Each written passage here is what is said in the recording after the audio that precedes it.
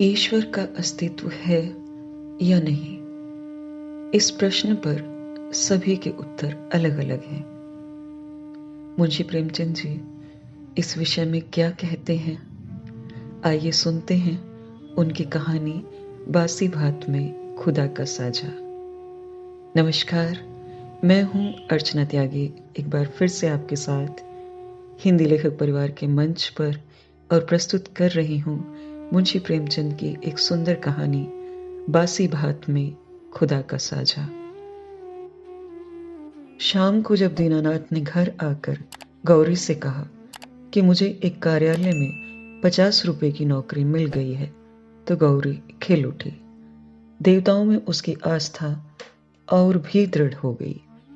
इधर 1 साल से बुरा हाल था, न कोई रोजी न रोजगार।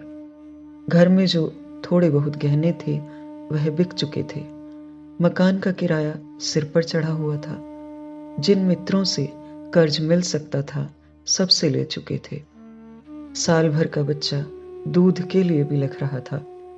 एक वक्त का भोजन मिलता तो दूसरे जून की चिंता होती। तकाजों के मारे बेचारे दीनानाथ को घर से निकलना मुश्किल था। घर से निकला नहीं कि चारों ओर से चिथाड़ मच जाती। वाह बाबूजी, वाह, 2 दिन का वादा करके ले गए और आज 2 महीने से सूरत नहीं दिखाई। भाई साहब, यह तो अच्छी बात नहीं। आपको अपनी जरूरत का ख्याल है, मगर दूसरों की जरूरत का जरा भी ख्याल नहीं। इसी से कहा है, दुश्मन को चाहे कर्ज दे दो, दोस्त को कभी न दो। दीनानाथ को ये वाक्य तीरों से लगते थे और उसका जी चाहता था कि जीवन का अंत कर डाले, मगर बेजवान स्त्री और अबोध बच्चे का मुंह देखकर कलेजा थाम के रह जाता। बारे, आज भगवान ने उस पर दया की और संकट के दिन कट गए। गौरी ने प्रसन्न मुख होकर कहा, मैं कहती थी कि नहीं, ईश्वर सबकी सुधि लेते हैं और कभी न कभी हमारी भी सुधि लेंगे, मगर तुमको विश्वास ही ना आया था। बोलो, अब तो ईश्वर की दयालुता के कायल हुए? दीनानाथ ने हठधर्मी करते हुए कहा, यह मेरी दौड़ धूप का नतीजा है। ईश्वर की क्या दयालुता? ईश्वर को तो तब जानता जब कहीं से छप्पर फाड़ कर भेज देते। लेकिन मुंह से चाहे कुछ कहे, ईश्वर के प्रति उनके मन में श्रद्धा उदय हो गई थी। दीनानाथ का स्वामी बड़ा ही रूखा आदमी था और काम में बड़ा चुस्त। उसकी उम्र 50 के लगभग थी और स्वास्थ्य भी अच्छा न था। फिर भी वह कार्यालय में सबसे ज्यादा काम करता। मजाल न थी कि कोई आदमी 1 मिनट की भी देर करे या 1 मिनट भी समय के पहले चला जाए। बीच में 15 मिनट की छुट्टी मिलती थी। उसमें जिसका जी चाहे पान खा ले या सिगरेट पी ले या जलपान कर ले। इसके अलावा 1 मिनट का अवकाश न मिलता था। वेतन पहली तारीख को मिल जाता था। उत्सवों में भी दफ्तर बंद रहता था और नियत समय के बाद कभी काम न लिया जाता था। सभी कर्मचारियों को बोनस मिलता था और प्रोविडेंट फंड की भी सुविधा थी। फिर भी कोई आदमी खुश न था। काम या समय की पाबंदी की किसी को शिकायत न थी। शिकायत थी केवल स्वामी के शुष्क व्यवहार की। कितना ही जी लगाकर काम करो, कितना ही प्राण दे दो, पर उसके बदले धन्यवाद का एक शब्द भी न मिलता था। कर्मचारियों में और कोई संतुष्ट हो या न हो, दीनानाथ को स्वामी से कोई शिकायत न थी। वह घुड़कियां और फटकार पाकर भी शायद उतने ही परिश्रम से काम करता था। साल भर में उसने कर्ज चुका दिए और कुछ संचय भी कर लिया। वह उन लोगों में था जो थोड़े में भी संतुष्ट रह सकते हैं अगर नियमित रूप से मिलता जाए। 1 रुपया भी किसी खास काम में खर्च करना पड़ता तो दंपत्ति में घंटों सलाह होती और बड़े झांव झांव के बाद कहीं मंजूरी मिलती थी। बिल गौरी की तरफ से पेश होता तो दीनानाथ विरोध में खड़ा होता। दीनानाथ की तरफ से पेश होता तो गौरी उसकी कड़ी आलोचना करती। बिल को पास करा लेना प्रस्तावक की जोरदार वकालत पर मुनहसर था।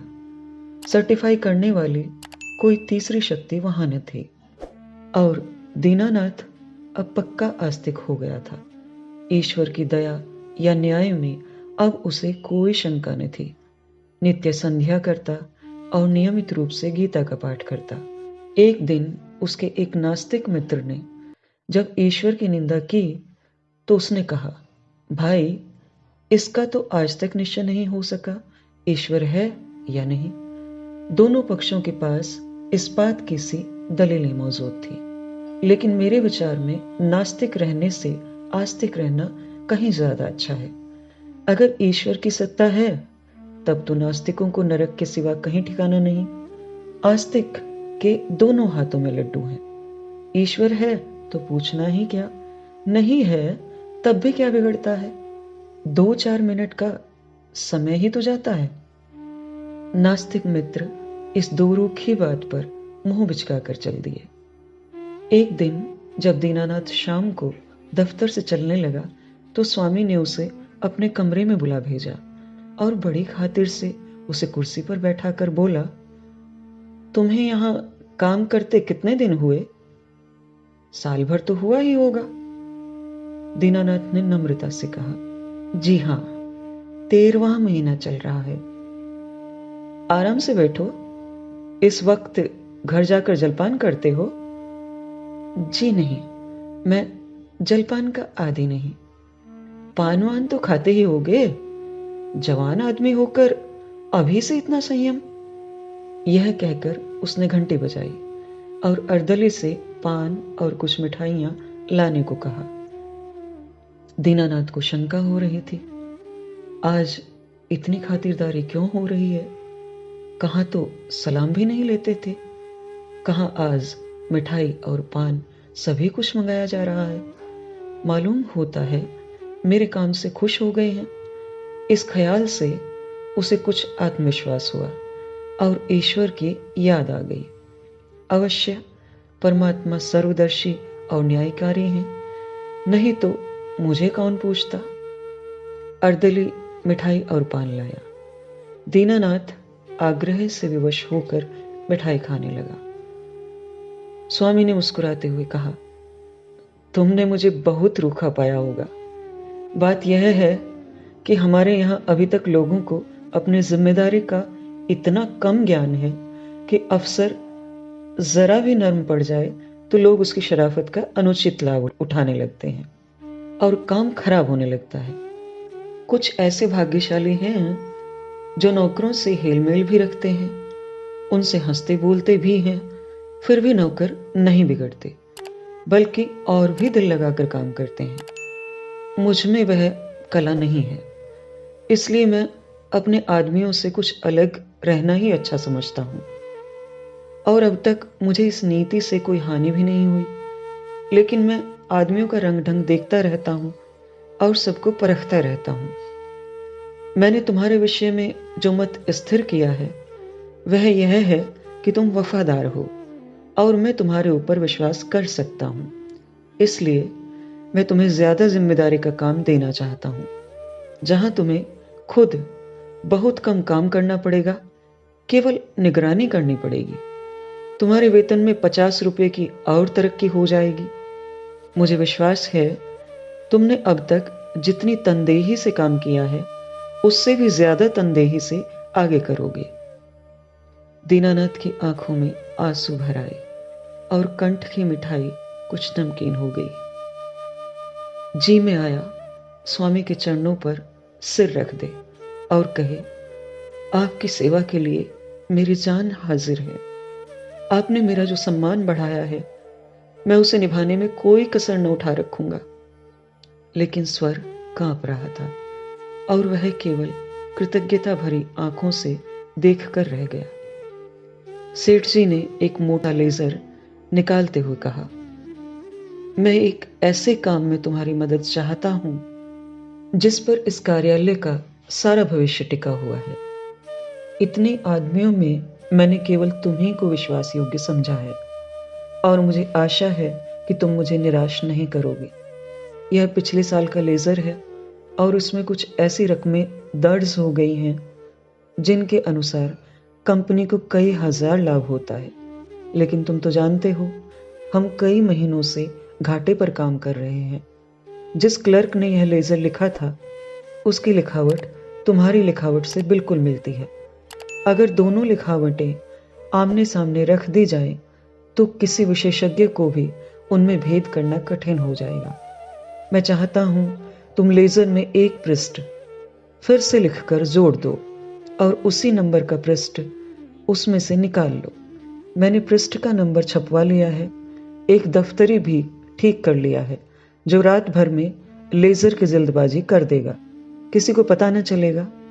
जरूरत सिर्फ यह है कि तुम अपनी कलम से उस पृष्ठ की नकल कर दो। दीनानाथ ने शंका की, जब उस पृष्ठ की नकल ही करनी है तो उसे निकालने की क्या जरूरत है? सेठ जी हंसे, तो क्या तुम समझते हो उस पृष्ठ की हूबहू नकल करनी होगी? मैं कुछ रकमों में परिवर्तन कर दूंगा।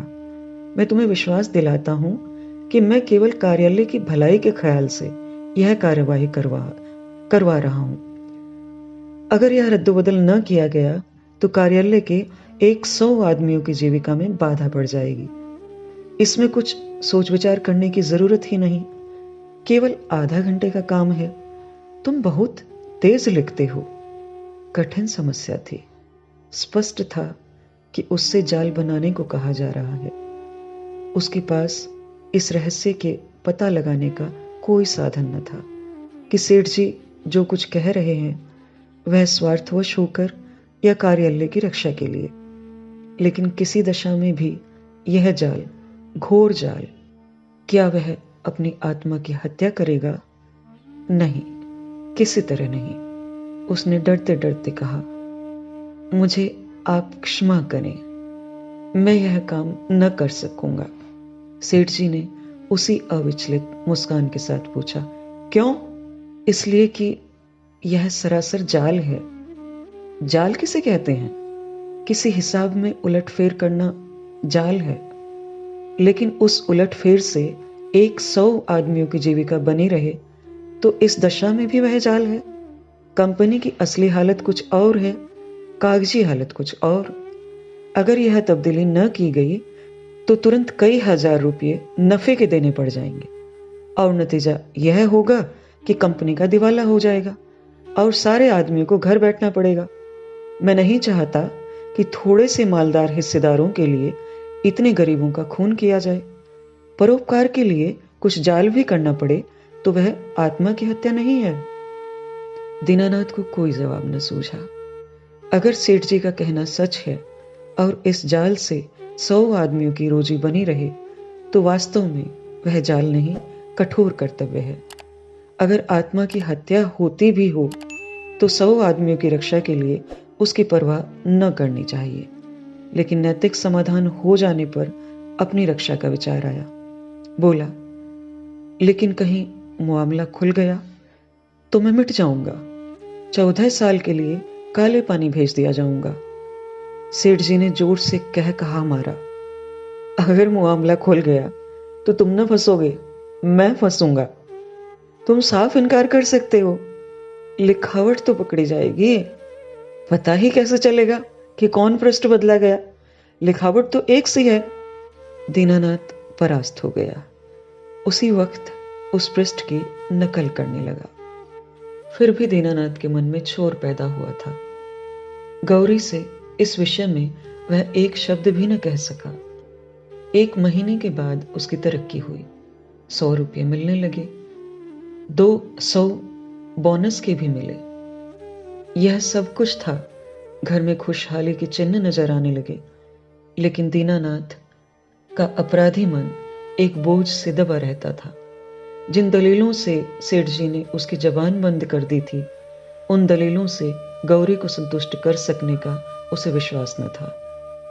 उसकी ईश्वर निष्ठा उसे सदैव डराती रहती थी। इस अपराध का कोई भयंकर दंड अवश्य मिलेगा। किसी प्रायश्चित, किसी अनुष्ठान से उसे रोकना असंभव है। अभी न मिले, 1-2 साल न मिले, 10-5 साल न मिले, पर जितना ही देर में मिलेगा उतना ही भयंकर होगा। मूलधन ब्याज के साथ बढ़ता जाएगा।